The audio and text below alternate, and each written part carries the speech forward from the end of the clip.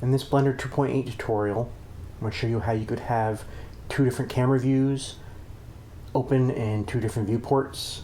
Now normally if you open two viewports and if you hover your mouse over the viewport and hit the 0 on the number pad, that'll get you the camera view. And if you go to another one and switch to a different camera, if you try to hit Control 0 to switch to that new camera, it'll switch both windows. But if you hit N on your keyboard to open this menu here, all you have to do is go down to View.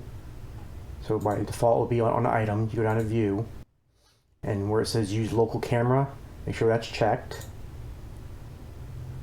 And that way if you switch to a different camera, so I'm going to switch to this first camera here, and then I'm going to hit Control 0, and then I'll just change it in this viewport.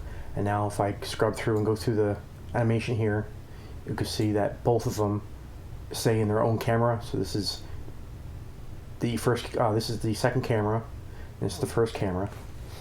And if I toggle it back and forth, it'll stay with those different cameras.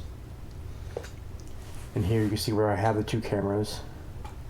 I have one over here and then one over here for the two different views.